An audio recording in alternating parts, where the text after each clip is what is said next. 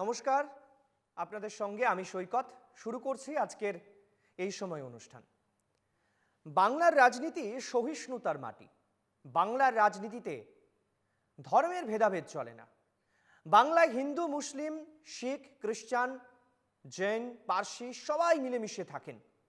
বাংলার রাজনীতিতে রক্তের দাগ লাগে ঠিকই, কিন্তু ধর্মীয় বিভাজন মোটেই নয়। সেই আদবানির সময় রথযাত্রা থেকে আজ পর্যন্ত রাম মন্দির বাংলার রাজনীতিতে কি ইস্যু হতে পারলো? বিজেপি যেগুলোকে সর্বভারতীয় ইস্যু করছে সেগুলো কি বাংলায় ইস্যু? ঠিক পাল্টা যদি আমরা অন্যদিকে দেখি, যে সংখ্যালঘুদেরকে যেভাবে ভোট ব্যাংক বানিয়ে রাখার অভিযোগ তৃণমূল নেত্রীর বিরুদ্ধে, মমতা বন্দ্যোপাধ্যায়ের বিরুদ্ধে, তৃণমূল কংগ্রেসের বিরুদ্ধে, সত্যি কি তারা তৃণমূল কংগ্রেসের ভোট ব্যাংক? যদি তাই হতো তাহলে নওশাদ সিদ্দিকীর রাজনৈতিক দল নিয়ে তৃণমূল কংগ্রেসের এত উষ্মা প্রকাশ কেন? কেন আসাউদ্দিন ওয়াইসির দল বাংলায় প্রার্থী দিতে চাইলে সেটা নিয়ে কোথাও না কোথাও একটা উদ্বেগের জায়গা তৈরি হয় তৃণমূল কংগ্রেসের মধ্যে? অর্থাৎ ভোট বড় বালাই। ভোটের অঙ্ক সাজাতে কখনো কখনো আশ্রয় করতে হয় ধর্মকে। কিন্তু ধর্মের ব্যাখ্যা জানেন? যাকে আমরা ধারণ করি সেটাই হচ্ছে ধর্ম। কিন্তু ধর্মকে যারা আফিম বানিয়ে রাজনীতির আঙিনায় টেনে আনছেন, তারা কি আসলে রাজনীতির ক্ষতি করছেন না? আজকে এরকম অনেক বিষয় আলোচনায় উঠে আসবে। তৃতীয় দফা নির্বাচনের আগে বঙ্গ রাজনীতিতে ফের চর্চায় রাম নাম। দেখুন,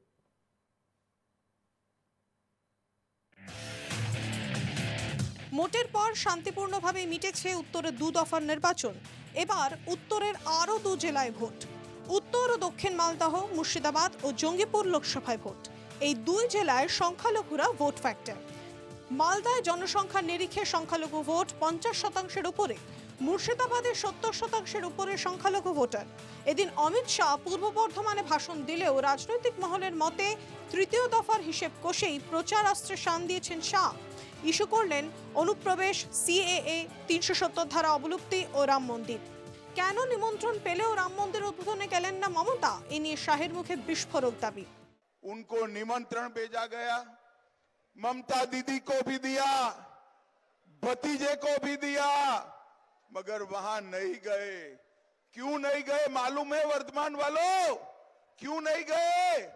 ये वो घुसपैठियों से डरते हैं, इसलिए रामलल्ला के प्राण प्रतिष्ठा में नहीं गए। অমিত শাহের মুখে রাম ভক্তদের কথা এলেও কুণাল ঘোষের অভিযোগ রাম ভক্ত মানে বিজেপি, তা ঠিক নয়। এখন বিজেপি তাদের রাজনৈতিক ব্যবসার জন্য রামচন্দ্রকে, রাজনৈতিক মার্কেটিং এর জন্য রামচন্দ্রকে ব্যবহার করেন। রাম ভক্ত মানেই বিজেপি, এটা ভেবে নেওয়ার কোনো কারণ ঘটেনি। এদিন মুর্শিদাবাদের বহরমপুরে, বীরভূমের সিউড়িতে নির্বাচনী প্রচার সারেন উত্তরপ্রদেশের মুখ্যমন্ত্রী যোগী আদিত্যনাথ। যোগীর মুখে রাম নাম। যারা রামনবমীতে অশান্তি করেছে তাদের শাস্তির ব্যবস্থা করতে রাজ্যে বিজেপিকে চাই, দাবি যোগীর। एक बार फिर से मोदी जी के नेतृत्व में सरकार बनने दीजिए और रामनवमी के अवसर पर आपकी आस्था के साथ खिलवाड़ करने वाले जो भी लोग थे, उन लोगों को सबक सिखाने के लिए फिर एक बार मोदी सरकार आवश्यक है और इसीलिए भारतीय जनता पार्टी आपके पास आई है। যে রাজ্যে উন্নাও হাথরাসের মতো ঘটনা ঘটে সেই রাজ্যের মুখ্যমন্ত্রীর আইন শৃঙ্খলা নিয়ে বার্তা শোনার দরকার নেই, কটাক্ষ কুণাল ঘোষের। যে উত্তরপ্রদেশ উন্নাও, হাথরাস, প্রয়াগরাজে কালিমা লিপ্ত, যে উত্তরপ্রদেশ বারবার এই সাম্প্রদায়িক মেরুকরণের জন্য শিরোনামে চলে এসেছে, সেখানকার মুখ্যমন্ত্রী এসে বাংলায় ল অ্যান্ড অর্ডার শেখাবেন আর নানা রকম উত্তেজনার ভাষণ দিয়ে যাবেন, এটা কোনো অবস্থায় বাংলার মানুষ গ্রহণ করবে না। এটা যদিও যোগী আদিত্যনাথের জবাব, বিজেপি সরকারের আমলে উত্তরপ্রদেশে একবারও কারফিউ জারি হয়নি। बंगाल आज विकास से दूर हटता जा रहा है। जो बंगाल आज बुनियादी सुविधाओं के लिए तरस रहा है, बहनों और भाइयों, आज उत्तर प्रदेश में आप देखते होंगे पिछले 7 वर्ष में उत्तर प्रदेश में कोई दंगा नहीं हुआ, कोई दंगा नहीं हुआ। उत्तर प्रदेश में कोई कर्फ्यू नहीं लगा। आज उत्तर प्रदेश में बेटी और व्यापारी दोनों सुरक्षित है। বাংলার ভোটে প্রভাব খাটাতে সাম্প্রদায়িক প্ররোচনা দিতে আসছেন বিজেপি নেতারা, পাল্টা কুণালের। প্ররোচনা দিতে আসছেন, মিথ্যাচার করছেন, সাম্প্রদায়িক উত্তেজনা ছড়ানোর অভিযোগ তার বিরুদ্ধে বারবার উঠে আসছে। বিরোধীদের দাবি তৃণমূল সিএএ বিরোধিতায় সংখ্যালঘু আর লক্ষ্মীর ভাণ্ডারে মহিলা তাস খেলতে চাইছে। তৃণমূলের দাবি রাম মন্দিরের নামে বিভাজনের তাস খেলতে চাইছে বিজেপি। রাজনৈতিক মহলের মতে বাংলায় ধর্মের নামে ভোট রাজনীতিতে কোনো লাভ হবে না। Bureau report, NKTV Bangla.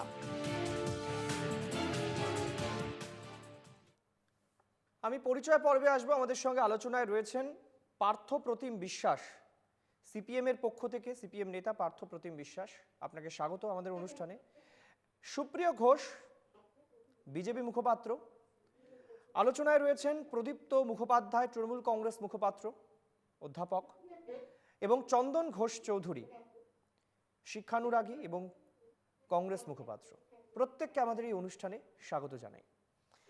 আমি আজকের এই অনুষ্ঠানে যোগী আদিত্যনাথের হিন্দুত্বের পোস্টার বয় বলা হয়, কংগ্রেস, তৃণমূল, অন্যান্য বিরোধী রাজনৈতিক দলের পক্ষ থেকে পোস্টার বয়, মানে ভারতবর্ষের রাজনীতিতে গেরুয়া বসন পরা কোনো ব্যক্তি ভারতবর্ষের এইরকম কোনো অঙ্গরাজ্যে থাকতে বসেছেন কিনা বোধহয় নেই, আমার যদি ভুল না হয়। আমার থেকে প্রাজ্ঞ রাজনীতিকরা রয়েছেন, তারা বলবেন। ফলে সেই হিসেবের ক্ষেত্রে বা একাধিক তার যে বিধি, সেগুলো নিয়ে কখনো কখনো তাকে পরিষ্কারভাবে বলা হয় হিন্দুত্বের পোস্টার বয়।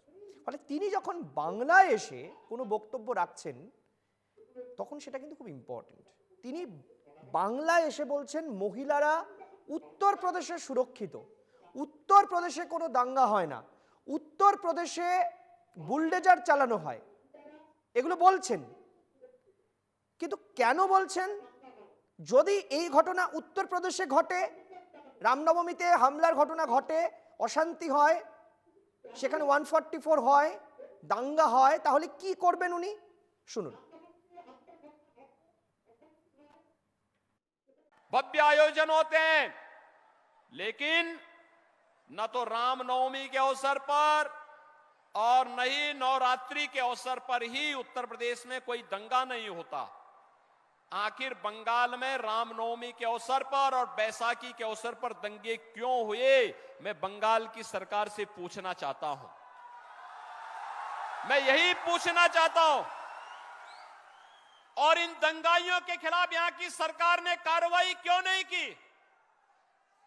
इन दंगाइयों के खिलाफ कार्रवाई क्यों नहीं की? बहनों और भाइयों, अगर ये दंगाई उत्तर प्रदेश में इस प्रकार से अत्याचार करते, अब तक मैं इनको लटका करके, उल्टा लटका करके ठीक कर देता। और वह हाल इनके कर देते कि इनकी 7 पीढ़ियां भूल जाती कि दंगा कैसे होता है। আচ্ছা, একটু আগে আপনারা নিঃসন্দেহে শুনেছেন, আমাদের প্যানেলিস্টরাও শুনেছেন, যে অমিত শাহ আজকে বাংলায় ভোট প্রচারে এসে তিনি ইস্যু করেছেন অনুপ্রবেশ, সিএএ, ধারা 370 এবং রাম মন্দির। ভালো করে ফলো করুন। কোথায় বলছেন এটা? পূর্ব বর্ধমান জেলাতে। রাজনৈতিক মহল মনে করছে, বিশ্লেষকরা মনে করছেন, তথ্যবিজ্ঞ মহল মনে করছেন, আদতে এই বার্তাগুলো উনি পূর্ব বর্ধমানের জন্য বলেননি। কবি অসীম সরকারের সমর্থনে প্রচারে এলেও তিনি পূর্ব বর্ধমানের জন্য এই কথাগুলো বলেন। তিনি বলেছেন তৃতীয় দফার ভোটকে লক্ষ্য করে। কিন্তু কেন আমি এই কথাটা বলছি, চলুন আপনাদের একটা গ্রাফিক্স দেখাই। রাজনৈতিক মহলের মতে এই গ্রাফিক্স আপনাদের সামনে আনলে আপনারা বুঝতে পারবেন যে আজকের আলোচনার গতিমুখ কোন দিকে যেতে চলেছে। দেখুন, মালদা উত্তর, মালদা দক্ষিণ, মুর্শিদাবাদ এবং জঙ্গিপুর লোকসভায় ভোট 7ই মে, মানে হিসেব কষে আর ঠিক 6 দিন বাকি। তারপর দেখুন,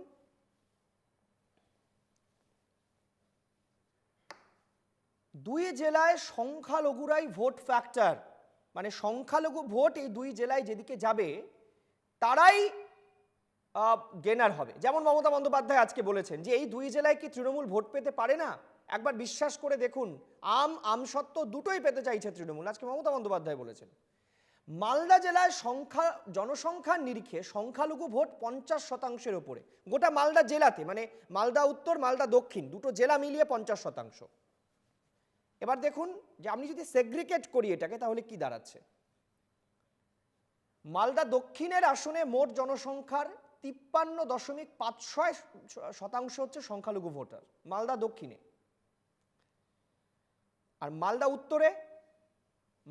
উত্তর বলছে জনসংখ্যার 50% হচ্ছে সংখ্যালঘু ভোটার মালদা উত্তরে, অর্থাৎ মালদা দক্ষিণে সংখ্যালঘু ভোটার বেশি। এরপর চলে আসুন মুর্শিদাবাদ জেলার ক্ষেত্রে। তৃতীয় দফায় মালদার এই দুটি আসনে ভোট, একটি ছিল কংগ্রেসের, একটি ছিল বিজেপির। এবার দেখুন মুর্শিদাবাদে আসি। মুর্শিদাবাদে 70%, মানে গোটা জেলাতে 70%-এর ওপরে রয়েছে সংখ্যালঘু ভোটার। আর যে দুটি জায়গায় ভোট রয়েছে তার মধ্যে মুর্শিদাবাদ নামেই একটি লোকসভা কেন্দ্র রয়েছে এবং জঙ্গিপুর রয়েছে। এই জঙ্গিপুর আসনে এটা কংগ্রেসের শক্ত ঘাঁটি, সেখানে জনসংখ্যার 60% হচ্ছে সংখ্যালঘু ভোটার। আর মুর্শিদাবাদের যদি ক্ষেত্রে আপনারা ধরেন, মানে মুর্শিদাবাদ আসনটিতে যদি ধরেন, মুর্শিদাবাদ জেলার মুর্শিদাবাদ লোকসভা কেন্দ্র যদি আপনারা ধরেন, তাহলে দাঁড়াচ্ছে মোট জনসংখ্যার 59% সংখ্যালঘু ভোটার। মানে এটাকে বলার অপেক্ষাই রাখে না, সংখ্যালঘুরা যাকে সেফ মনে করবেন, যে দলকে সেফ মনে করবেন, যাকে ভোট দেবেন, তারাই সাংসদ হবেন। অর্থাৎ এটা ডিসাইডিভ ফ্যাক্টর। এবার যে বিষয়টা আমি আপনাদেরকে বলছিলাম যে অমিত শাহ পূর্ব বর্ধমানে ভাষণ দিলেও টার্গেট মালদা মুর্শিদাবাদ, তার বক্তব্যগুলো যদি ভালো করে শোনার চেষ্টা করেন, কে প্রার্থী হয়েছেন, একজন মহিলা প্রার্থী রয়েছেন মালদায়, একজন মহিলা প্রার্থী, ফলে সেটা কিন্তু খুব ইম্পর্টেন্ট। রাজনৈতিক মহলের মতে তৃতীয় দফার হিসেব কষেই প্রচার অস্ত্রে শান দিয়েছেন শাহ। ভালো করে বোঝার চেষ্টা করুন, তৃতীয় দফার ভোটের অঙ্ক কষা হচ্ছে কোথায় না, এর পরে যে দফায় ভোট হবে সেটার প্রচার অস্ত্রে শান দিচ্ছে তৃতীয় দফার। বেশ, আমি আলোচনায় আসব। আমি আলোচনায় প্রথমেই চন্দনদা আপনার কাছে আসতে চাইব। নিয়ম অনুযায়ী আগে বিজেপির কাছে যাওয়া বা তৃণমূলের কাছে যাওয়া উচিত ছিল, কিন্তু আমি আজকে কংগ্রেসের কাছে আসব, কারণ এই যে জেলাগুলি নিয়ে আমি আজকে আলোচনা করছি, এই জেলাগুলিতে মমতা বন্দ্যোপাধ্যায় নিজেও আজকে বলেছেন, এর আগেও প্রচার সভায় গিয়ে বলেছেন, মুর্শিদাবাদেও বলেছেন, যে ওখানে গনি খান চৌধুরীর পরিবারের একটা আলাদা অস্তিত্ব রয়েছে এবং মৌসুম বেনজির নূরকে তিনি পাঠিয়েছেন রাজ্যসভায়। আমি এইখানেই চন্দনবাবু একটা জিনিস জানতে চাইব, যে মমতা বন্দ্যোপাধ্যায় বলছেন তার আমও চাই আমসত্ত্বও চাই। সংখ্যালঘু ভোট মমতা বন্দ্যোপাধ্যায় পেতে চাইছেন, পরিষ্কার হিসেব, সংখ্যালঘু ভোট মমতা বন্দ্যোপাধ্যায় পেতে চাইছেন। বিজেপি পূর্ব বর্ধমানে গিয়ে রাম মন্দির ইস্যুতে শান দিচ্ছেন, সিএ ইস্যুতে বলছেন। চন্দনদা,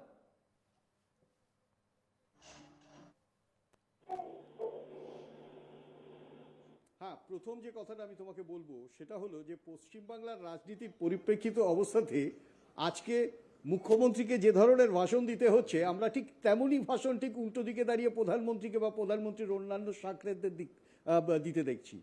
তুমি যে প্রশ্নটা করলে, যদি আমি সঠিকভাবে বুঝে থাকি, সেটা হলো যে পশ্চিমবাংলার রাজনীতিতে মালদা এবং মালদার রাজনীতিতে বরকত গনি খান চৌধুরী একটা অবিসংবাদিত অধ্যায়।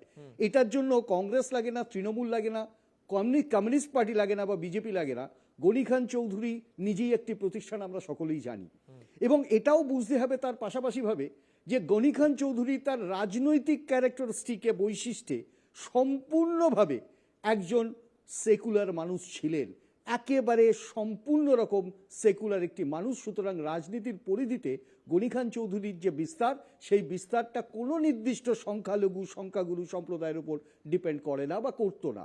ঘটনাচক্রে পার্সেন্টেজ যাই হোক পপুলেশনের, কিন্তু একটা কথা আমি বারবার বলছি যে গনি খান চৌধুরীর পরিবারের পক্ষে, বিশেষত মমতা বন্দ্যোপাধ্যায় যে ধরনের মন্তব্যগুলো করছেন, যে তাদের বিভিন্ন সময় গনি খান চৌধুরীর পরিবারকে কোথাও বা কোনো ক্ষেত্রে তিনি কি সাহায্য করেছেন, সাহায্য মানে বিভিন্ন রিপ্রেজেন্টেশন করেছেন, এটা তো রিপ দ্য বেনিফিট। এই বেনিফিটটা কে নিয়েছেন?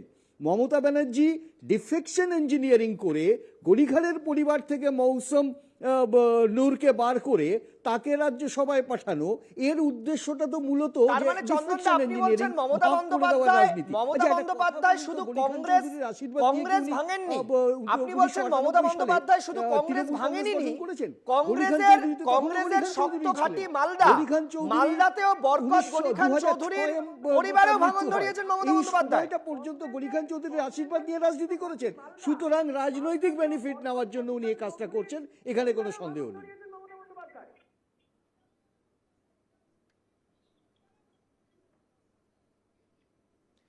না বোধহয় আমার আমার আমার কথা বোধহয় চন্দনদা বুঝতে পারেননি। আমি যেটা বলতে চাইছি, মমতা বন্দ্যোপাধ্যায় শুধু কংগ্রেসে ভাঙন ধরিয়েছেন, কংগ্রেস থেকে বেরিয়ে এসেছেন তা নয়। মানে বরকত গনিখান চৌধুরীতেও ভাঙন, মালদা জেলায় সংখ্যালঘু ভোট ভাঙানোর জন্য বরকত গনিখান চৌধুরীর কৃতিত্ব স্বীকার করেও ভাঙন ধরানো হচ্ছে, সেটা মমতা বন্দ্যোপাধ্যায় করছেন।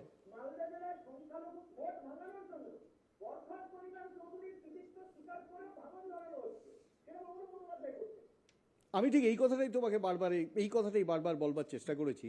98 সাল থেকে 2006 পর্যন্ত মমতা বন্দ্যোপাধ্যায়, আজকে গনিখান প্রীতি কোথায় ছিল, আজকে ডিফেকশন ইঞ্জিনিয়ারিং, সেই কারণেই তোমাকে বললাম যে বরকত গনিখান চৌধুরী মমতা বন্দ্যোপাধ্যায়ের বহু আগে, তার রাজনৈতিক ক্যারিয়ারেরও আগে বরকত গনিখান চৌধুরী মালদাকে এস্টাবলিশ করেছিলেন। এবং আবারও বলি, এটা সংখ্যাগুরুর প্রশ্ন নয় যেটা মমতা বন্দ্যোপাধ্যায় ভাবছেন বা রাজনীতির আঙ্গিক তৈরি করবার চেষ্টা করছেন। প্রশ্নটা কিন্তু বরকত গনিখান চৌধুরী বাংলার জন্য যে কাজটি করেছেন, মালদা ডিস্ট্রিক্টের জন্য যে কাজটি করেছেন, তাকে ভাঙাবার যে কৌশল, অর্থাৎ সেই অবস্থিতিকে ভাঙাবার যে কৌশল, সেই কৌশল অবলম্বন করে রাজনীতি করবার চেষ্টা করছেন মমতা আমি বন্দ্যোপাধ্যায়। প্রদীপ্তর কাছে জানতে চাইবো। একটা কথা পরিষ্কার, যে আবারও বলি, গনিখান চৌধুরীর প্রাতিষ্ঠানিক যে কন্ট্রিবিউশন, যে অবদান, তাকে ভাঙিয়ে রাজনীতি আজও করতে হচ্ছে। এটা তো কংগ্রেসের নিজস্ব লেগেছি, কিন্তু মমতা বন্দ্যোপাধ্যায় তৃণমূল কংগ্রেসের নামে তাকে ভাঙিয়ে রাজনীতি আজও করতে হচ্ছে। এখানেই সব থেকে বড় ফেলিওর মমতা বন্দ্যোপাধ্যায়ের অ্যাডমিনিস্ট্রেশনের। আমি প্রদীপ্তর কাছে জানতে চাইবো, প্রদীপ্ত, সর্বত্র ভাঙন ধরাচ্ছে বিজেপি, তোমরা বলছো সর্বত্র ভাঙন, কংগ্রেস বলছে তোমরা কংগ্রেস শতাব্দী প্রাচীন রাজনৈতিক দল, কংগ্রেসের ঘাঁটি ভেঙে দিচ্ছ, বিধায়ক নিয়ে নিচ্ছ।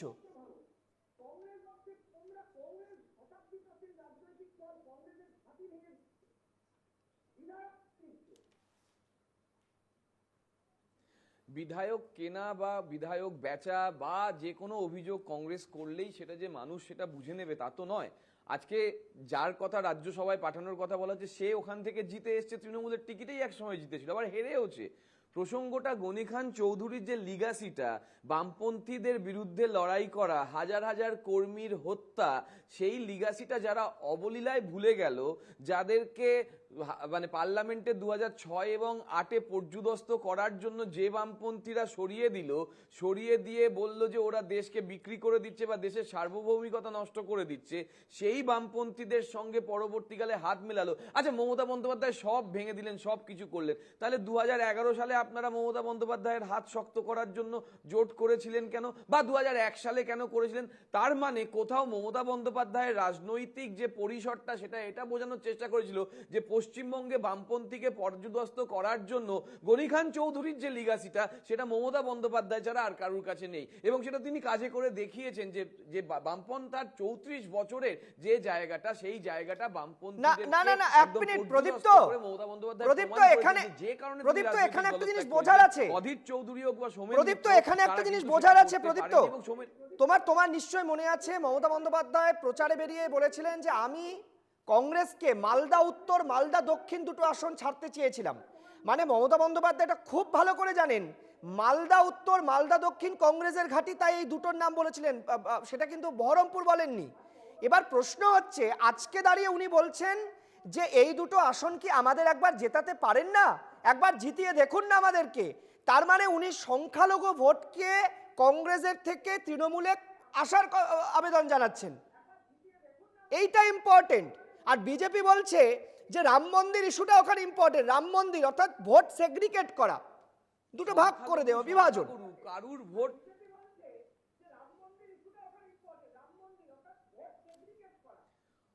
সেগ্রিগেট, দেখো ভোট সেগ্রিগেট হয় না, এখনো পশ্চিমবঙ্গে রাজনৈতিক সচেতন মানুষের সংখ্যা অনেক বেশি, অনেক বেশি। সেই জন্য আপকি বার 200 পারকে আটকে দিয়েছিল, বাংলার মানুষই আটকে দিয়েছিল। আবার জোট করেও বাংলার মানুষের কাছে 10%-এর বেশি ভোটে পৌঁছাতে পারেনি বাম কংগ্রেস জোট, কারণ এটা বোঝা গিয়েছিল যে এই জোটটা অনৈতিক জোট, মানুষের কাছে বাম কংগ্রেস পৌঁছাতে পারেনি। আবার এটা বোঝাতে পেরেছিল, বাংলা নিজের মেয়েকেই চেয়েছিল, ওই বিরোধীরা যারা মানে মূলত বাংলা বিরোধী তাদেরকে আমরা এখানে ভোট দিতে পারিনি। ফলে এই রাজনৈতিক সচেতন মানুষের যে সংখ্যালঘু সংখ্যা গুরু করছো, সেখানে আমরা একটা আসনের কনটেক্সটে কথা বলছি, যে আসনটা কংগ্রেসের একটা গুরুত্বপূর্ণ। একটা সময় তো পুরো পশ্চিমবঙ্গটা কংগ্রেসের ছিল, যেখানে কেন্দ্রেও কংগ্রেস, রাজ্যেও কংগ্রেস, কিন্তু পশ্চিমবঙ্গই প্রথম দেখিয়েছিল যুক্তফ্রন্ট সরকার গঠন করে। অজয় মুখার্জির ভূমিকাও সেখানে অনেকেই জানেন। সেই জায়গায় দাঁড়িয়ে থেকে পশ্চিমবঙ্গই প্রমাণ করেছিল যে না, কংগ্রেসের সমস্ত জায়গাটা এক নয়। এবং মাথায় রাখতে হবে যে ইন্দিরা গান্ধীর যখন বিরুদ্ধে একটা কমিশন বসছে, সেই কমিশনে সিদ্ধার্থ বাবু যখন যাচ্ছেন এবং ইন্দিরা গান্ধীর শাড়ি সম্পর্কে প্রশংসা করছেন, বলছে সামনে তো শাড়ি সম্পর্কে প্রশংসা করছো, ভেতরে কি বলে এলে। ফলে সেই জায়গাটাও আমরা দেখেছি, আমরা হুগলি গোষ্ঠী দেখেছি, আমরা যুগান্তর গোষ্ঠী দেখেছি, আমরা গান্ধীবাড়ি গোষ্ঠী দেখেছি। সেই 70-এর দশকের রাজনীতি সম্পর্কে আমাদের যথেষ্ট সচেতনতা আছে। কিন্তু আমার বক্তব্য যে এই রাজনৈতিক ইতিহাস নিয়ে আমাদের চর্চা করার জায়গা নেই, এখন একটা কমনালিটির জায়গা খুঁজে বার করার দরকার, যে কে মূলত দেশ বিরোধী এবং কার জন্য দেশকে গড়ার দরকার। পশ্চিমবঙ্গে সেখানে মমতা বন্দ্যোপাধ্যায়ের হাত শক্ত করা মানে ইন্ডিয়ার হাতকে শক্ত করা, এটা বাংলার মানুষ বুঝে গিয়েছে। কারণ ইন্ডিয়াকে দুর্বল করতে যে শক্তিগুলো পশ্চিমবঙ্গে কাজ করেছে, চন্দনবাবুর মতন ভালো রাজনীতিবিদ এখানে খুব খুব খুব কম আছে, যারা মূলত ওই 19 জন 20 জনের টিম নিয়ে পশ্চিমবঙ্গ থেকে চলে গিয়েছিল, বলেছিল পশ্চিমবঙ্গে এই জোট চলবে না। বামপন্থীরা প্রথম দিন থেকে বলেছিল পশ্চিমবঙ্গে এই জোট চলবে না। সেখানে মমতা বন্দ্যোপাধ্যায় কিন্তু একটা নির্দিষ্ট সময় অবধি বলেছিলেন যে এই জোটটা খুব আবশ্যিক, এবং সেই জোটটা না করতে দেওয়ার ফল না, আফটার অল প্রদীপ্ত তুমি আবার চন্দনবাবুকে যতই ঘি দাও, প্রদীপ্ত আফটার অল তোমার নেত্রী চন্দনবাবুর নেতা অধীর চৌধুরীকে কাঠগড়ায় দাঁড় করিয়েছেন। এটাই তো সব থেকে বড় সহজ সত্যি। আর আমি এবার একটু সুপ্রিয় ঘোষের কাছে যাব। সুপ্রিয়, আমি একটা বিষয় জানতে চাইবো। ঠিক ঠিক, আমি সুপ্রিয়র কাছে আমিও দাঁড় করাচ্ছি, কারণ অধীর বাবুর যে বক্তব্যগুলো তুমি যদি দেখিয়ে দাও তাহলে দেখতে পাবে যে অধীর বাবু প্রথম দিন থেকে বিরোধিতা করে গিয়েছেন। বেশ, আমি একটু সুপ্রিয় তোমার থেকে জানতে চাই। দেখো, আমি প্রথমে কেন কংগ্রেস আর তৃণমূলের কাছে এলাম আমি সেটা বুঝিয়ে দিই। কারণ হচ্ছে কংগ্রেস আর তৃণমূল সংখ্যালঘু ভোট নিয়ে কারাকারি করছে। অনেকে বলছেন, মানে হিসাব কষে যেটা সামনে আসছে তাতে মনে হচ্ছে যেন সংখ্যালঘু ভোট চাইছেন, দুই পক্ষই চাইছেন যে আমাকে ভোট দাও, বিশ্বাস করো আমাকে, আমি সিএর বিরোধিতা করছি। কিন্তু সেই সময় বর্ধমানে দাঁড়িয়ে রাম আবেগে শান দিলেন অমিত শাহ, যোগী আদিত্যনাথ বললেন রাম রাজ্য প্রতিষ্ঠা করতে হবে, পশ্চিমবঙ্গে রাম রাজ্য প্রতিষ্ঠা করতে হবে।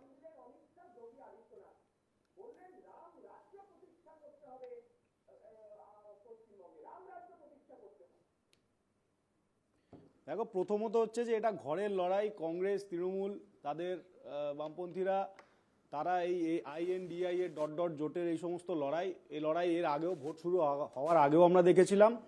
আমি একটাই প্রশ্ন এখান থেকে তোমার মাধ্যমে করতে চাই সৈকত, সেটা হচ্ছে যে মমতা দেবী যদি কংগ্রেসকে ওই জয়রাম রমেশ মাননীয় নেতা কংগ্রেসের তার কথা মতো বা অধীর চৌধুরীর কথা মতো যদি 5-6টা সিট ছেড়ে দিতেন, তাহলে কি আজকের ওই মঞ্চটা মমতা বন্দ্যোপাধ্যায় এবং অধীর চৌধুরী এবং জয়রাম রমেশের হতো না? তাই সেটা হয়নি বলে আজকের এই লড়াই।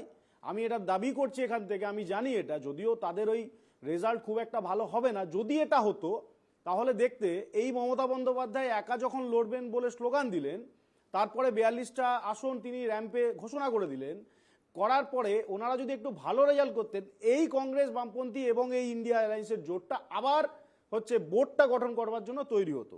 আর সংখ্যালঘুর কথা দেখো, সংখ্যালঘুর কথা বলতে গেলে কংগ্রেসের মানে আমাদের সবার প্রধানমন্ত্রী যিনি ছিলেন তিনি হচ্ছেন মনমোহন সিং। ডক্টর মনমোহন সিং এর একটা স্পষ্ট বার্তা, তিনি বারবার এটা বলেছেন যে ভারতবর্ষের জিনিসপত্রের ওপর সব থেকে বেশি যদি অধিকার কারোর থেকে থাকে সেটা সংখ্যালঘুদের। আর আরেকদিকে মমতা বন্দ্যোপাধ্যায় বারবার করে বলেছেন দুধেল গরুদের কথা। তখন বিজেপি যখন এই কথাগুলো বলবে তখন বিজেপি সাম্প্রদায়িক হয়ে যায়। তুমি প্রকাশ্যে ইমাম ভাতা ঘোষণা করবে, তুমি সাম্প্রদায়িক নও। আমরা যদি রাম মন্দিরের কথা বলি, উদ্বোধনের কথা বলি, তাহলে আমরা সাম্প্রদায়িক। তো এই কাটাছেড়া চলবে। আর একটা কথা মনে করে দিতে চাই, সেটা হচ্ছে এই অবস্থাতেও প্রদীপ্তবাবু বলবার সময় বললেন যে ওই শক্ত ঘাঁটি বিজেপির হবে না। 2021 সালে আমাদের 77টা আসনের মধ্যে বহরমপুর এবং মুর্শিদাবাদ, যদি আমি ভুল না করি, আসন দুটি আমরা পেয়েছিলাম। এমএলএ আসন। সুতরাং এই সংখ্যালঘু ভোট আর সংখ্যাগুরু ভোট এইভাবে ভাগাভাগি করাটা আমার মনে হয় এটা ঠিক নয়। বেসিক্যালি যারা এটা করেন, মুখ্যমন্ত্রী, একজন মুখ্যমন্ত্রী হয়ে তিনি ওখানে প্রকাশ্যে সংখ্যালঘুদের ভোট চাইছেন। তা সংখ্যালঘু বলে যাদেরকে ভোট বলা হয়, এটাই তো বিজেপি বলছে যে সংখ্যালঘুদের শুধুমাত্র এই রাজনৈতিক দলগুলো তারা ভোটের রাজনীতির ভোট ব্যাংক হিসেবে ব্যবহার করেছে। তাদের সুরক্ষা, তাদের হচ্ছে ব্যবসা, তাদের চাকরি, তাদের জীবিকা, জীবন, এগুলো নিয়ে চিন্তা করেনি। নরেন্দ্র মোদী এটা বলছেন, আপনি এক হাতে কোরআন পড়ুন, এক হাতে কম্পিউটার শিখুন, এটাই তো আমরা বলছি, সবকা সাথ সবকা বিকাশ, সেই কথাই আমরা বলছি। এবং রাম মন্দিরে ইস্যু তো উঠবে। ওনারা যদি প্রকাশ্যে সংখ্যালঘুদের কাছে আহ্বান করতে পারেন, আমরা আমাদের যিনি নেতা তিনি ওখানে গিয়ে রাম মন্দিরের ইস্যু বলবেন না? রাম মন্দিরে 500 বছরের লড়াইয়ের কথা বলবেন না? কর্ষবকদের মৃত্যুর কথা বলবেন না? ঘাত প্রতিঘাতের মধ্যে দিয়ে রাম মন্দির আজকে সুপ্রতিষ্ঠিত হয়েছে সেটা বলবেন না? সেটা বিজেপি কোনো কিছু বললেই সেটা সাম্প্রদায়িক। বেশ, আমি একটু পার্থদার কাছে আসি। হোক, টেলিভিশন চ্যানেলে হোক, হ্যাঁ। সাংবাদিক সম্মেলন করতে করতে হোক, পার্লামেন্টে দাঁড়িয়ে হোক, এটা বলেছেন যে সবার আগে অধিকার সংখ্যালঘুদের। বেশ, আমি পার্থদা আপনার কাছে একটা প্রশ্ন বাঁচিয়ে রেখেছি, যেটা প্রথম আমি আলোচনায় আসবো ভেবেছিলাম। আমি আপনার জন্য বাঁচিয়ে রাখলাম প্রশ্নটা। প্রথম প্রশ্নটা কেন বাঁচিয়ে রাখলাম? আপনার মনে আছে যে আপনারা তখন ক্ষমতায়, মমতা বন্দ্যোপাধ্যায় সংসদে গিয়ে কাগজ ছুঁড়ে স্পিকারের উদ্দেশ্যে ছুড়লেন। কেন না, সিপিএম বাংলায় সংখ্যালঘুদের বা তথাকথিত বাংলাদেশিদেরকে, এক কথা যদি বলি, বাংলাদেশিদেরকে ভোটার কার্ড করে দিয়ে বা বাংলাদেশিদেরকে ভোটার বানিয়ে আপনারা দিনের পর দিন ক্ষমতায় থাকছেন। তারপর কি হলো? উনি বললেন এই জন্য ভোটার আইডেন্টিটি কার্ড চাই। উনি মহাকরণ অভিযান করলেন, কংগ্রেসে ছিলেন তখন। তারপর আমরা কি দেখলাম? এখন মমতা বন্দ্যোপাধ্যায় তার বিরুদ্ধে অনুপ্রবেশকারী ইস্যু বুমেরাং। আর আজকে অমিত শাহ বলছেন রাম মন্দির উদ্বোধনে মমতা বন্দ্যোপাধ্যায় যাননি নিমন্ত্রণ সত্ত্বেও, কারণ ওই অনুপ্রবেশকারীদের, রোহিঙ্গাদের সন্তুষ্ট করতে হবে ওই ভোটটা পাওয়ার জন্য।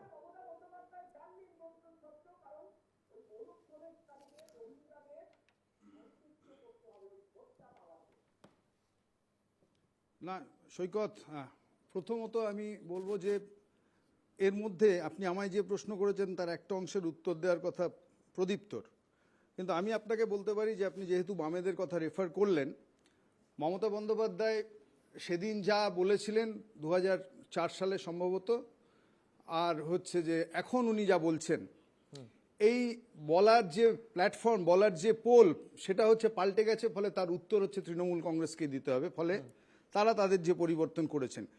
কিন্তু প্রশ্নটা হচ্ছে যে রাম মন্দির উদ্বোধনের সাথে রোহিঙ্গা, এটাকে মিলিয়ে ফেলার মধ্যে যে ক্রুড ভোট রাজনীতি আছে সেটা আমি আপনাকে বলতে চাই।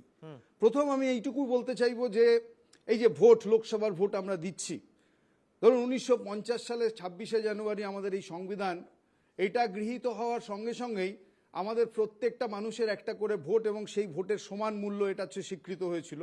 ফলে তখন কখনো স্বীকৃত হয়নি যে সংখ্যালঘুর ভোট একরকম, সংখ্যাগুরুর ভোট আর একরকম। ফলে এই যে টার্মিনোলজি ভোট, ভোটার সম্পর্কে, এইটা হচ্ছে অত্যন্ত দুর্ভাগ্যজনক যে 75 বছর পরে আজকের আমাদের ভোটারদেরকে সংখ্যালঘু এবং সংখ্যাগুরু এইভাবে ভাগ করে তার রাজনীতির ইকুয়েশন তৈরি করতে হচ্ছে। এটা হচ্ছে এক, এটা আমরা কেউ চাইনি, ফলে এটা চাওয়া উচিত না।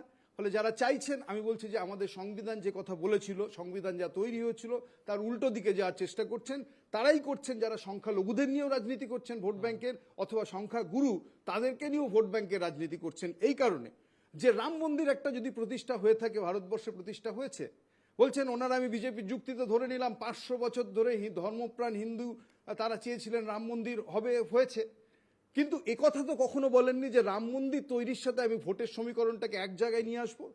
ফলে আজকের এটুকু বোঝা যাচ্ছে ভোট ময়দানে এসে যে নরেন্দ্র মোদী সাহেবকে রুটি কাপড়া আর মাকান ছেড়ে দিয়ে যখন বলতে হচ্ছে যে এই লড়াইটা আসলে মোদি ভার্সেস নো মোদিদের নয়, এই লড়াইটা আসলে গোটা দেশে রামভক্ত বনাম আদার্স, তখন বোঝা যাচ্ছে রামকে আসলে, ধর্মের রামকে বিনিয়োগের, ভোটে বিনিয়োগের বিষয়বস্তু তারা করছেন। আমি বলছি এটাই ভারতবর্ষের রাজনীতির সবচেয়ে বিপজ্জনক দিক।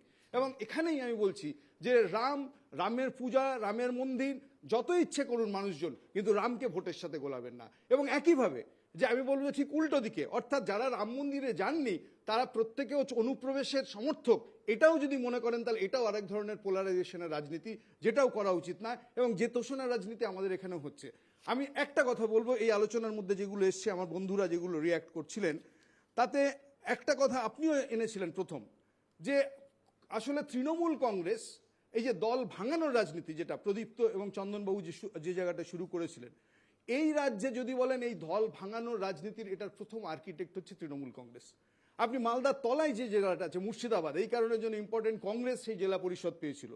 সেই জেলা পরিষদে তৃণমূল কংগ্রেস শূন্য ছিল। সেই গোটা জেলা পরিষদ হচ্ছে যে শুভেন্দু অধিকারী, যিনি এখন বিজেপির হচ্ছে যে দলনেতা এবং আর্কিটেক্ট ছিলেন, যে গোটা জেলা পরিষদটা শূন্য তৃণমূল ছিল, সেখান থেকে দখল করেছিলেন। এবং জলপাইগুড়ি, আমি বলছি 13 ভোটের রেজাল্ট, যেখানে দাঁড়িয়ে সব জায়গায় তৃণমূল এসেছিল, বামপন্থীরা এসেছিল জলপাইগুড়িতে এবং কংগ্রেস এসেছিল মুর্শিদাবাদে, দুটো জেলাতেই তৃণমূল শূন্য ছিল, তারা দখল করেছিল। আমি বলছি যে বিরোধীদের কোনো স্পেস দেব না এই রাজ্যে। এবং আসলে কার্যত তারা ডবল ইঞ্জিনের যে রাজনীতি সেটাই প্রমোট করেছেন, যে রাজ্যের সরকারে যারা থাকবে তারাই পঞ্চায়েতে থাকবে, তারাই পৌরসভায় থাকবে, তা নাহলে পরে কাজ হবে না। যেমন এই তত্ত্বটা প্রমোট করছিলেন আমাদের দেশের প্রধানমন্ত্রী নরেন্দ্র মোদী, যে গোটা কেন্দ্রে যারা থাকবেন রাজ্যে তাদেরকে থাকতে হবে, তা নাহলে হবে না। এই দুটো ধারণাই অত্যন্ত বিপজ্জনক। আমাদের দেশ একটা যুক্তরাষ্ট্রীয় কাঠামোতে চলে। মোদী সাহেবের এই ধারণা ভ্রান্ত ধারণা, বিজেপির ধারণায় ভ্রান্ত ধারণা, এবং পশ্চিমবঙ্গে তৃণমূল কংগ্রেস তারাও যেই ডবল ইঞ্জিনের তত্ত্ব ফলো করেন, এটাও ভ্রান্ত ধারণা। আমি বলছি পশ্চিমবঙ্গে এবং ভারতবর্ষে আগে কখনো এই ফিচারটা ছিল না।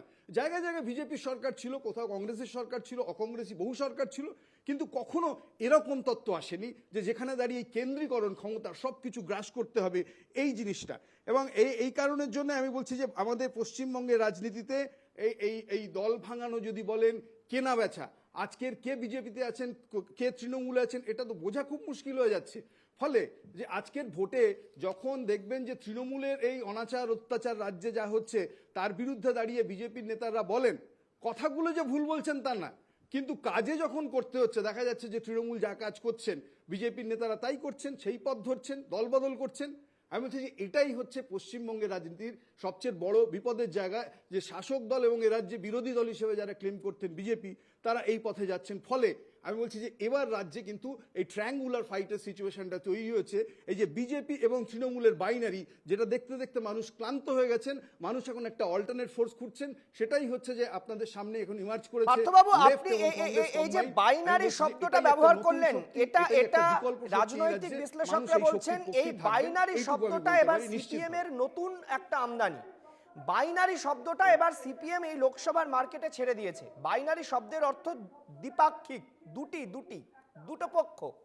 কেন বিজেপি আর তৃণমূল? এইটা করে কি সিপিএম কোনো ফায়দা তুলতে পারবে? কংগ্রেস কিন্তু বাইনারি পলিটিক্সের কথা ততটা বলছে না, সিপিএম বলছে। এবার আমি এক্ষেত্রে যেটা তৃণমূল যেটা বারবার বলছে যে কেন কংগ্রেস বাইনারির কথা বলছে না, কারণ কংগ্রেস এই কারণে বলছে না, কংগ্রেসের শক্ত ঘাঁটি মালদা, সেখানে মালদার একজন সাংসদ বিজেপির খগেন মুর্মু, তিনি আগের বারের বিদায়ী সাংসদ, এবারও প্রার্থী হয়েছেন। খগেন মুর্মু সেখান থেকে জিতে গেলেন, অথচ সব থেকে বেশি সংখ্যালঘু ভোট ওই লোকসভা কেন্দ্রে। তাহলে সংখ্যালঘু ভোট যদি বিজেপি না পায় তাহলে তিনি জিতলেন কিভাবে? সংখ্যালঘুদের ভোট ছাড়া তো সেখানে এত পার্সেন্ট মার্জিনে তিনি জিততে পারতেন না। ফলে এক্ষেত্রে কংগ্রেস বিজেপিকে সহযোগিতা করছে বলে বলা হচ্ছে। সিপিএম এক্ষেত্রে বাইনারি পলিটিক্সের কথাটা সামনে আনছে। খুব ইন্টারেস্টিং, কিন্তু এই দুই জেলা নিয়ে যদি আলোচনা করতে হয় তাহলে খুব ইন্টারেস্টিং আলোচনায় এগোবে। একটা ছোট্ট বিরতিতে যাচ্ছি, বিরতির পর আবারও ফিরছি আলোচনায়, সঙ্গে থাকবে।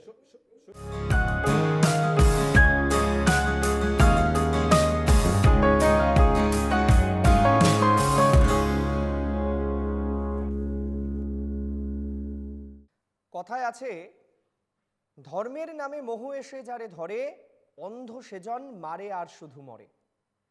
মানুষ কি শুধু ধর্মের নেশায়, ধর্মের আফিমে বুধ হয়ে থাকে? বোধহয় নয়।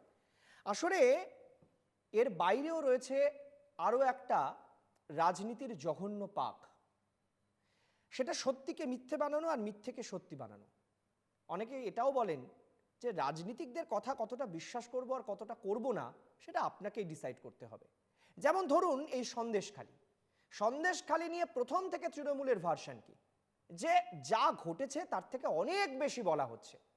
আর বিজেপির ভার্সন কি? বিজেপি বলছে যা দেখতে পাচ্ছেন সেটা কিছুই নয়, বাংলার কোণে কোণে রয়েছে সন্দেশখালি। যে সন্দেশখালিতে মাস্টার স্ট্রোক দেওয়া হলো রেখাপাত্রকে প্রার্থী করে, সেই রেখাপাত্রই কিনা আজকে মহিলাদের বিক্ষোভের মুখে পড়লেন। তাও তারই এক অনুগামী এক মহিলার সম্ভ্রম নষ্টের চেষ্টা করেছে, শাড়ি ধরে টানাটানি করেছে ইত্যাদি অভিযোগ। এ কি ঘটছে সন্দেশখালীতে দেখুন তো।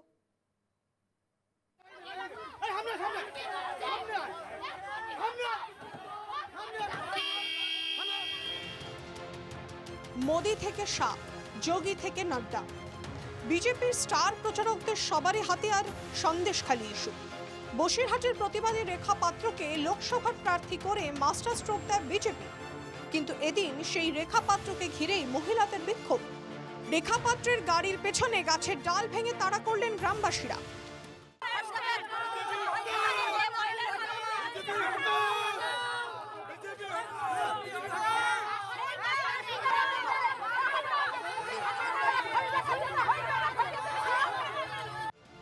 রেখা পাত্রের প্রচারে বাধা দেওয়ার অভিযোগ বিজেপির। রাস্তায় গাছের গুড়ি ফেলে বিজেপি প্রার্থীর গাড়ি আটকান স্থানীয়রা।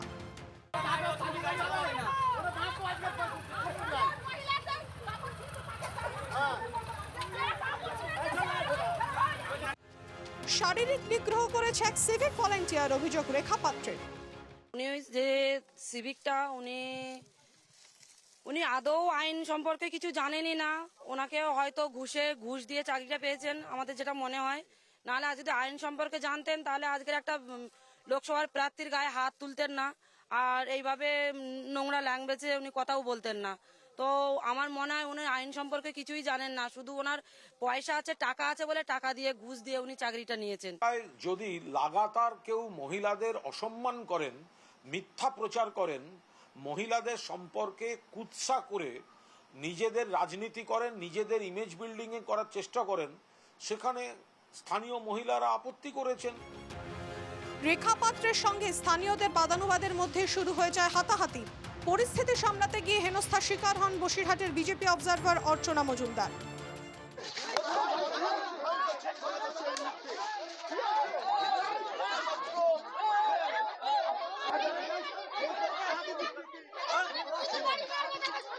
সরল সনাতনীদের দুভাগ করে দিয়ে ভোট পলিটিক্স করছে। এরা কিছু বোঝে না। এদের বলছে বাড়ির মধ্যে একটি মেয়েকে অসম্মান করলো, অটোমেটিক্যালি মহিলাদের সম্মানের ব্যাপার, ওকে দেখে ক্ষোভে ভেঙে পড়লো, দুভাগ হয়ে গেল। এখানে রেখা পাত্র আসলো, এসে উনি বেরিয়ে আসছেন এবং উনি সঙ্গে করে যে ছেলেটাকে নিয়ে এসছেন, এসে আমাদের গ্রামের মহিলাদের গায়ে হাত দিয়ে মহিলার ব্লাউজ ছিঁড়ে নিয়ে, শাড়ি ছিঁড়ে নিয়ে হ্যাঁ রেখা পাত্র গাড়িতে নিয়েই চলে গেল। সন্দেশখালীটা এখানে বানিয়ে দিয়ে গেল, খড়িডাঙ্গাটা সন্দেশখালী বানিয়ে দিয়ে গেল।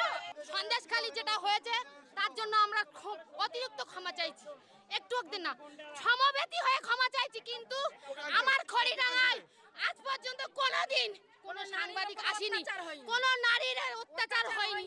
আজকের কেন হলো? কেন প্রতিবাদ আপনাদের দিয়ে যেতে হবে? রেখা পাত্রকে বলেছে আপনি কিসের জন্য এসেছেন, উনি আমাদের কোনো কথা শুনতেই চাইনি। ঘটনার সূত্রপাত গত শনিবার। দেওয়াল লিখনকে কেন্দ্র করে অশান্তি হয়। কালিদাস বাসার নামে বিজেপি কর্মী আহত হয়। আহত কর্মীকে দেখতে যান বিজেপি প্রার্থী রেখা পাত্র। বাড়ি থেকে ওনার ছেলে এবং পাশাপাশি আরো অনেকেই সেটাকে প্রতিবাদ করতে প্রত্যেকে মারধর করা হয় এবং ওনাদের প্রচণ্ডভাবে আঘাত করা হয়, প্রচণ্ডভাবে মারধর করেছেন এনার ছেলেকে। ইনি আমার সামনেই বসে আছেন, উনি বসিরহাট হসপিটালে ভর্তি আছেন।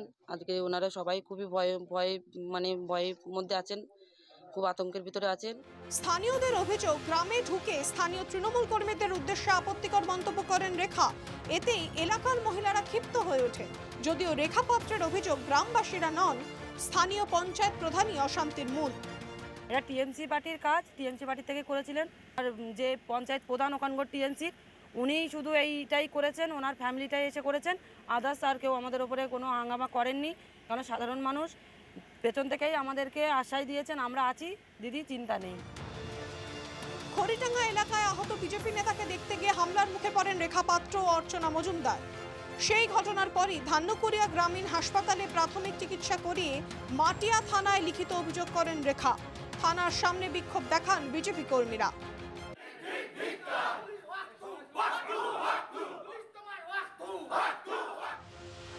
শাহজাহান ঘনিষ্ঠের বাড়ি থেকে অস্ত্র উদ্ধারের ছবি খানিকটা ফিকে হতেই মঙ্গলবার নতুন করে উত্তেজনা সন্দেশখালীতে। সেই আবহে বাংলায় নির্বাচনী প্রচারের শাহের মুখে সন্দেশখালী প্রসঙ্গ। संदेश खाली जैसी घटना दुनिया में कहीं देखने को नहीं मिली। अपनी वोट बैंक की राजनीति के लिए एक घुसपैठिए को संभालने के लिए एक महिला मुख्यमंत्री के नाक के तले सैकड़ों हजारों माताओं बहनों का शोषण करने का काम ये तृणमूल कांग्रेस के नेताओं ने। রেখা পাত্রকে আটকাতে রাস্তা অবরোধ, পাল্টা বিজেপির থানায় বিক্ষোভে দিনভর শিরোনামে রইল সন্দেশখালী। এক কথায় Sandeshkhali unfolded chapter. Bureau report, NKTV Bangla. আমি আলোচনায় আসব। আলোচনায় প্রথমেই একটু প্রদীপ্তর কাছে চলে যেতে চাইবো। প্রদীপ্ত, সন্দেশখালীর সমস্যা কি মিটবে না?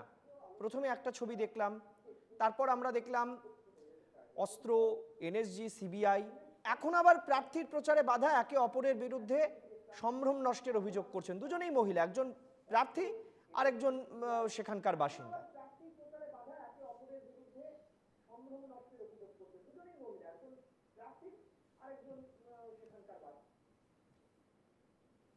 মানে একটা কথা শুনেছিলাম না, কতটা পথ পেরোলে মানুষ হওয়া যায়, এখন মনে হয় কতটা মিথ্যে বললে বিজেপির অমিত শাহ হওয়া যায়।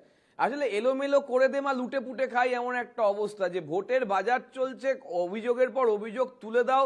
আমাদের হাতে প্রচুর বড় বড় মিডিয়া আছে, সেই মিডিয়া দেখিয়ে দেবে বারবার বারবার দেখাবে বারবার দেখাবে বারবার দেখাবে, মিথ্যেটা সত্যি হবে এবং আমরা আমাদের প্রতিষ্ঠানগুলোকে ব্যবহার করব। মণিপুরে মানুষ খুন হয়ে যাবে, মণিপুরে আমাদের জওয়ানরা খুন হয়ে যাবে, সেখানে এনএসজি যাবে না, কোথাও দেখানো হবে না। আমার এখানে কোথায় কি কার বাড়িতে, যেটা পরিত্যক্ত বাড়ি কিনা জানি না, যেটা জানি না যে সেখানে তারা থাকতো কিনা, জানি না যে ম্যাজিস্ট্রেট গেছিল কিনা, জানি না যে দুজন ওখানে সাক্ষী গিয়েছিল কিনা যাদের সাক্ষ্য গ্রহণ করে বাজেয়াপ্ত করতে হয় অস্ত্র। ফলে যে ঘটনাক্রম দেখা যাচ্ছে, যে গতকালকেই যেটা আমরা দেখলাম একটা উত্তরপ্রদেশের ঘটনা, যেখানে দেখা যাচ্ছে যে নিজের মানে মানে ধর্ষণ করা শুধু নয়, তারপর লোহা দিয়ে নিজের নাম লিখে দিচ্ছে ধর্ষণকারী, যাকে ধর্ষণ করছে তার গালের ওপরে। ফলে এই ধরনের ঘটনা যেখানে ঘটে, সেই ঘটনাকে চাপা দেওয়ার জন্য যারা বলে সন্দেশখালীর মতন ঘটনা পৃথিবীতে ঘটেনি, তারা দিনের পর দিন প্রমাণ পেয়ে যাবে যে এই বিজেপি কতটা মিথ্যে বললে আজকে পশ্চিমবঙ্গে তাদের মানুষ রিজেক্ট করতে থাকে। আজকে এই যে মানুষগুলো যারা বিরোধিতা করলেন, তাদের সমস্ত নাম আপনারা দেখে নিতে পারবেন, সমস্তটা মুখোশের বাইরে রয়েছে। কি বলছে ওরা? যে রেখা পাত্র এখানে এসে উস্কানি দিচ্ছে। আর আমরা ভিডিওতে কি দেখলাম, যে অর্চনাদি যখন গিয়েছেন তখন বিজেপির লোকেরা অর্চনাদিকে ঠেকিয়ে পারছে না। ফলে কোথাও গিয়ে চূড়ান্ত মিথ্যেবাদিতা একটা আকাশ, মানে পুরো সন্দেশখালীকে ছেয়ে গিয়েছে। এবং ভোটের পার্সেন্টেজ যদি বলেন, ওখানে বিজেপির যা ভোট ছিল 2019 সালে, 21 সালে তো কমেইছে, সেটা আরো কমে যাবে এই সব মিথ্যাচারিতার জন্য।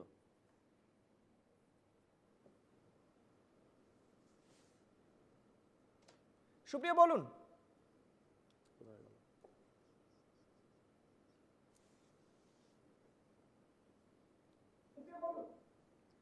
আমাকে বললে? হ্যাঁ বলুন।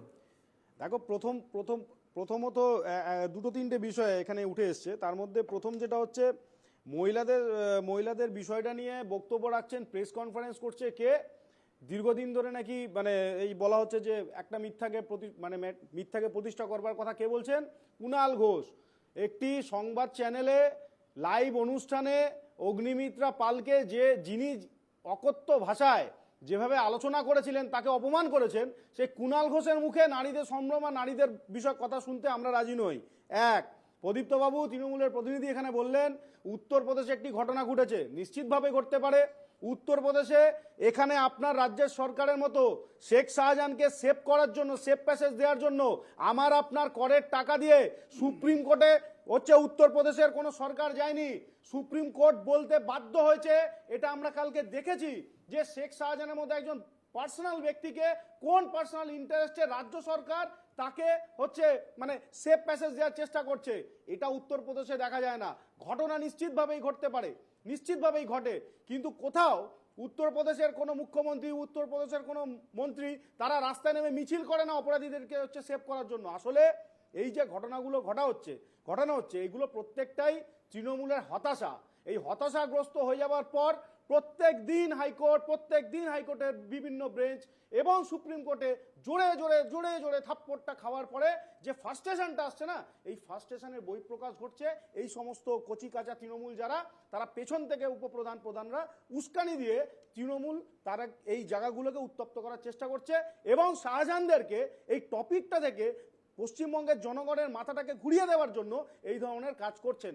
আর রেখা পাত্রর মতো একজন সাধারণ ঘরের নারীকে প্রধানমন্ত্রী ফোন করে কথা বলেছেন না, এটা অনেকে সহ্য করতে পারছেন না, বিশেষ করে তৃণমূলের ওখানকার যারা নেতৃত্ব, এটা ওনারা সহ্য করতে পারছেন না। আগামী দিন ভোট হোক, ভোট হওয়ার পরে নিশ্চিতভাবে এই তৃণমূল কংগ্রেস যারা বড় বড় কথা বলছেন, আমি একটু পার্থদার কাছে আসি। দুধ কা দুধ আর পানি কা পানি। পার্থদা, এই সন্দেশখালীর চ্যাপ্টারে সিপিএম একটা বড় ফ্যাক্টর। নিরাপদ সর্দার তিনি নিজেও প্রার্থী বসিরহাটে, সিপিএম এর প্রার্থী।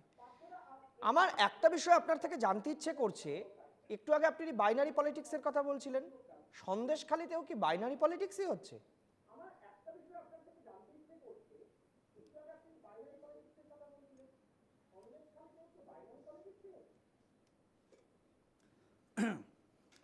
দেখুন, সন্দেশখালীতে যা হচ্ছে সেটা আমি বলবো যে এটা একটা মডেল। এটা সন্দেশখালী শুধুমাত্র একটা বিচ্ছিন্ন দ্বীপের নাম নয় পশ্চিমবঙ্গে। ফলে এরকম সন্দেশখালী যদি আপনি চান, পশ্চিমবঙ্গের বহু জায়গায়, বহু জেলায়, প্রান্তরে আপনি খুঁজে পাবেন। এই কারণের জন্য বলছি যে সন্দেশখালী এপিসোডটা এই ভোটে হচ্ছে যে আরও বেশি গুরুত্বপূর্ণ হয়ে উঠছে। এমনিতে ওখানে পঞ্চায়েত ভোট যেভাবে হয়েছে হরিণ লুট করে, সেটা তো আপনারা জানেন। ফলে সেখানে জল লুট হয়, জমি লুট হয়, জলা লুট হয়, ভেড়ি লুট হয়, সম্মান লুট হচ্ছে শেষ পর্যন্ত মেয়েদের।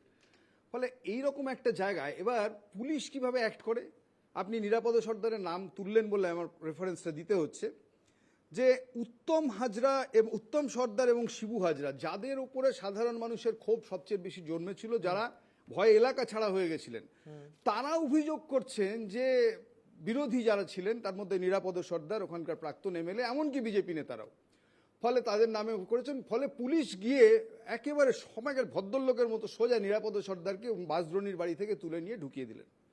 আমি আপনাকে বলছি, যদি এটা পুলিশের রাজধর্ম পালনের একটা নমুনা হয়, আমি বলছি যে রাজধর্ম পালনের নমুনা অন্য কারণে সন্দেশখালীর সাথে যুক্ত হয়ে যাচ্ছে।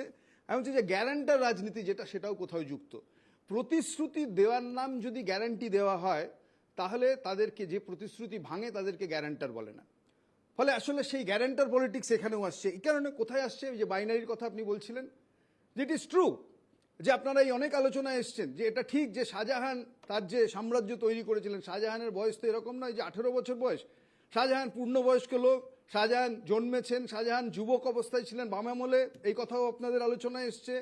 কিন্তু শাহজাহানের যদি বলেন যে এই ক্ষমতার বৃত্তে হাতে খড়ি যার হাতে হয়েছিল, তার নাম হচ্ছে যে শুভেন্দু অধিকারী, আর হাতে ছড়ি যার হাত দিয়ে হয়েছিল, তার নাম হচ্ছে জ্যোতিপ্রিয় মল্লিক।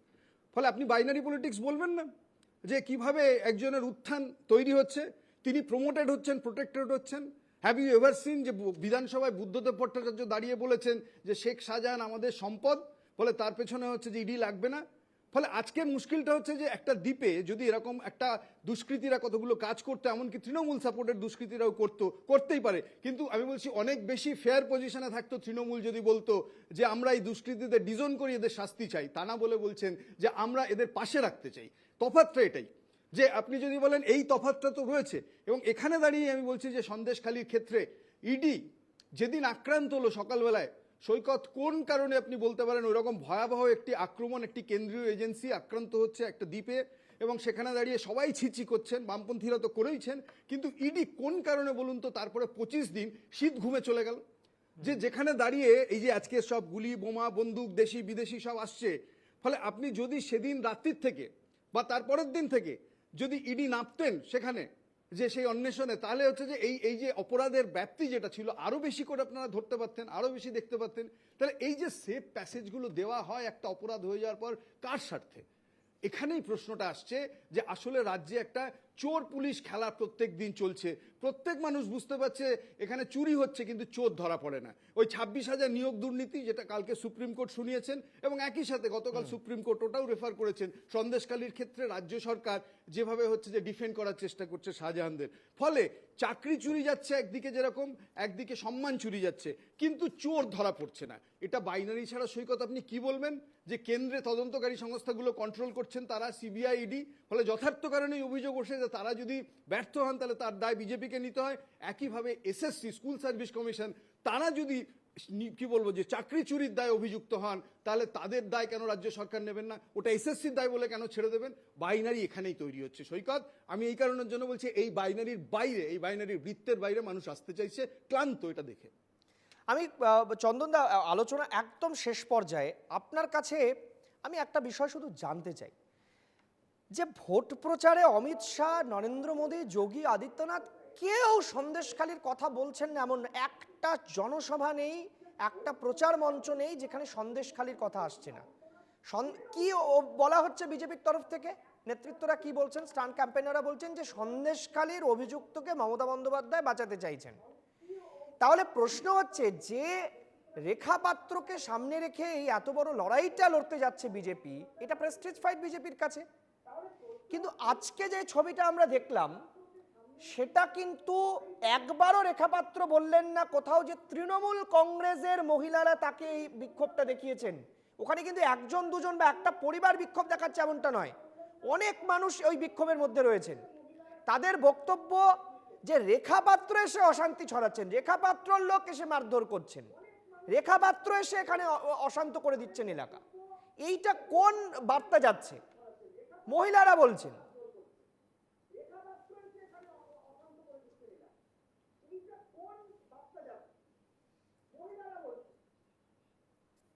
সৈকত দেখো, তুমি এখানে একটা বাইনারি ফ্যাক্টর তুললে, আমি ঠিক একটু উল্টো দিকে যাব। একটা ডিকোটমি ফ্যাক্টর আছে, অর্থাৎ দ্বিপাক্ষিক বৈপরীত্য।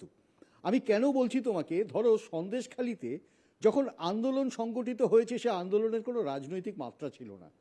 পশ্চিমবাংলার সবকটি রাজনৈতিক দল তথা ভারতবর্ষের মানুষ তীব্র নিন্দা করেছেন। আমরা বারবার যাওয়ার চেষ্টা করেছি। 144 ধারা জারি করা হয়েছে, তোমরা জানো, তার বিভিন্ন বিভিন্ন বিভিন্ন আখ্যান আছে, আমরা এটা বিস্তারিত যাচ্ছি না। প্রতিটি দল বিভিন্নভাবে ট্রাই করেছেন তাদের পাশে দাঁড়াবার জন্য, এবং তার পরবর্তী সময় টার্ন অফ ইভেন্ট হয়ে গেল। ইভেন্টটা কীরকম হলো? কোথাও একটা পলিটিক্যাল রং লেগে গেল এবং তেমন একজন মানুষকে পছন্দ করতে হলো যাকে প্রার্থী করে, অর্থাৎ রাজনৈতিক সমীকরণের একটা জায়গায় একটা ওয়ান কর্নার ফ্যাক্টর তৈরি হলো, এবং যেটা বিজেপি তৈরি করলো। আমরা বারবার যেটা বলছি সেটা হলো যে এই আঙ্গিকটা কি শুধু রাজনীতি ছিল? আমরা যারা, তুমি জানো, অধীর রঞ্জন চৌধুরীর নেতৃত্বে কংগ্রেস, বিভিন্ন সময় সিপিআইএমের নিরাপদ সর্দার তো জেলে ছিলেন। আমরা এই ঘটনাগুলোকে সার্বিকভাবে কোন দৃষ্টিভঙ্গিতে দেখব? অরাজনৈতিক দৃষ্টিভঙ্গিতে, অন্তত মানুষগুলোর সাহায্যে। এবং সেক্ষেত্রে যদি রাজনৈতিক দল থাকেও সামাজিক কারণে, সামাজিক ন্যায় প্রতিষ্ঠার কারণে থাকবে। কিন্তু ঘটনাচক্রে যেটা ঘটলো সেটা ঘটলো কিন্তু ওই তুতু মায়ের আবার পোলারাইজেশন হয়ে গেল। আমি ডিকোটমি কেন বলছি, তুমি একটু ঘুরে যাও, একটু অন্যদিকে যাও। কারণ প্রতিবাদটা কোথায়? রেখা পাত্রর ক্যান্ডিডেচার নিয়ে বা প্রার্থী পদ নিয়ে প্রতিবাদ একদম শুরুর দিন হয়েছিল।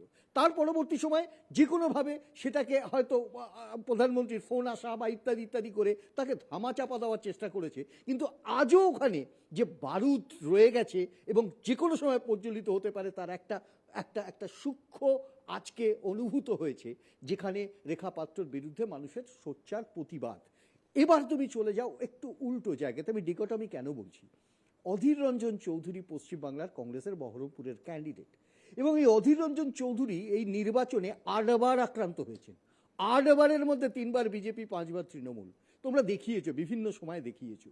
আমি তোমাকে এই কথাটা এই কারণে বলছি যে তুমি বায়নারি যদি আনো, তাহলে তুমি রেখাপাত্রকে সামনে রেখে বায়নারি আনতে পারো, সন্দেশখালীকে আনতে পারো। আমরা বলছি 144 ধারা শুধু বিরোধীদের। তারপরে দেখা গেল যে সেখানে শুভেন্দুবাবু যাচ্ছেন, সেখানে অন্যান্যরা ঢোল পেটাতে মন্ত্রীরা গিয়ে পৌঁছে যাচ্ছেন। কোথাও বায়নারি তো হলোই, কিন্তু ডিকোটমিটা কোথায় হলো? বৈপরীত্যে একটি মানুষ লড়াই করে চলেছেন, তার ঠিক পাশে সেলিমদা আছেন। প্রত্যেকটা মানুষকে লড়াই করতে হচ্ছে বিজেপির বিরুদ্ধে এবং তার সাথে সাথে তৃণমূলের বিরুদ্ধে। তার কারণ কংগ্রেস বা লেফটের জোটকে শেষ করতে হবে, এই চক্রান্ত। এটা তো ডিকোটমি। সেই কারণে আমি তোমাকে বলছি, আজকের রাজনীতিতে আমি পার্থদাকে সমর্থন করে বলছি, এটা একটা বড় ফ্যাক্টর। কারণ যে যেভাবেই ফ্যাক্টরকে ত্বরান্বিত করবার চেষ্টা করুন, মাঝখানে দাঁড়িয়ে আছে একটি শিকড়, যে কিন্তু বারবার জানান দিচ্ছে উন্নয়ন এবং উন্নয়ন এই উন্নয়ন আর্থিক উন্নয়ন, সামাজিক ন্যায় প্রতিষ্ঠা এবং বেকারিত্ব থেকে আরম্ভ করে আমাদের ভারতবর্ষের সার্বিক মিলন, যেটা ভারত জোড়োর মাধ্যমে প্রতিষ্ঠা করেছেন রাহুল গান্ধী, আজকে কিন্তু এর প্রয়োজনীয়তা মানুষ অনুভূত করছেন বলে আজ আমরা যথেষ্ট আশ্বাসী, যথেষ্ট আশাবাদী এই লড়াই হবে। বেশ, অনেক ধন্যবাদ আমাদের প্যানেলিস্টদেরকে। আমরা দুটি টপিকে আজকে আলোচনা করলাম।